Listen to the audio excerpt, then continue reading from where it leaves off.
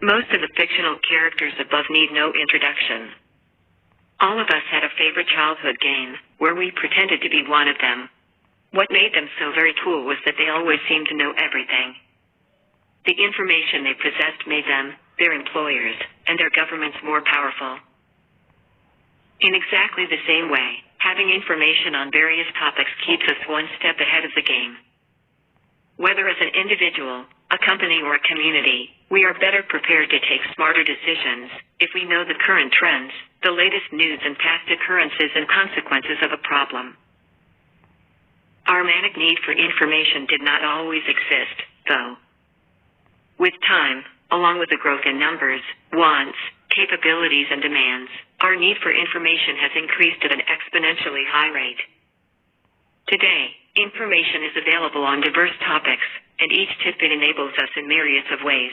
It has become one of our fundamental needs. Using computers or computer systems to manage all this information is called information technology. Let's look at the definition of information technology, IT. The Oxford Dictionary says that IT is the study or use of computer systems for storing, retrieving, or sending information. It's no secret that computers are at the very heart of the IT framework, lending the term technology to information technology.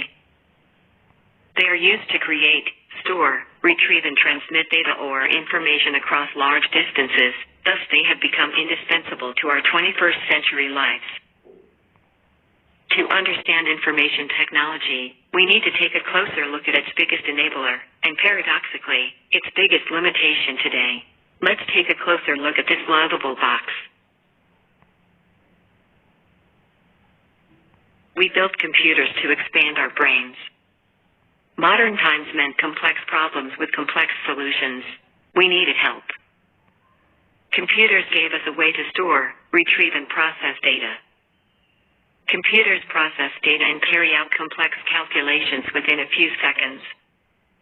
They can also be connected to a network, making it possible to share information over large distances. The point, computers are indispensable to us today.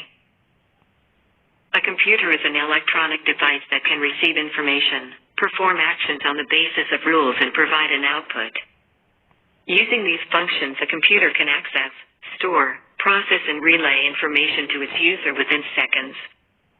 You can think of a computer as a black box. It accepts data, makes changes to it, based on certain conditions, and displays the result.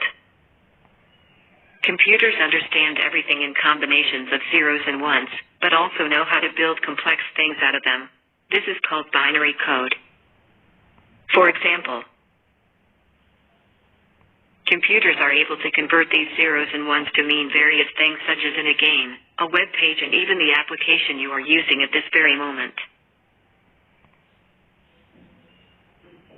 Rome wasn't built in a day, nor was the computer.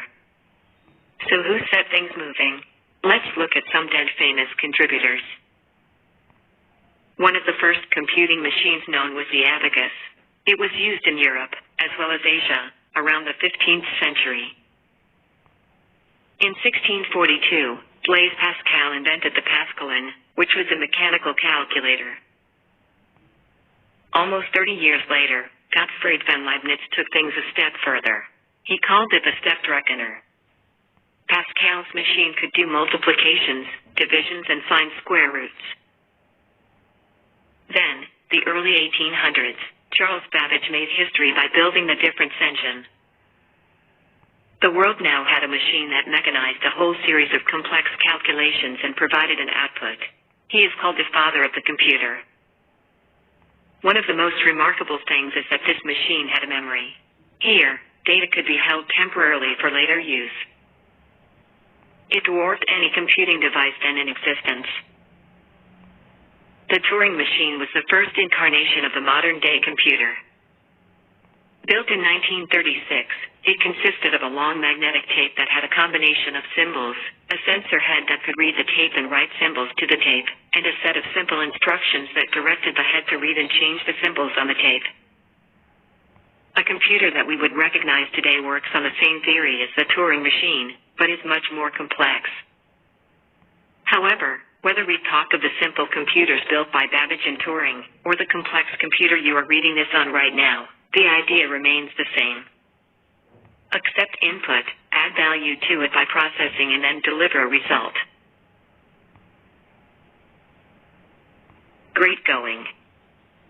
Now that you know a little more about the idea of information technology, let's take a quick test just to jog our memory.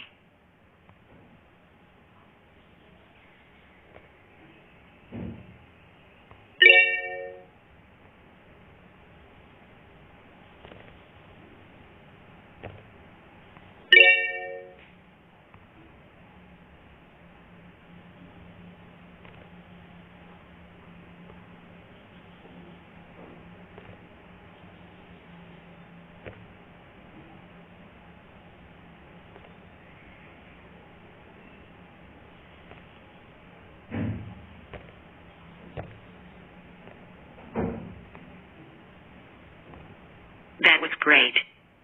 Moving on to the next topic.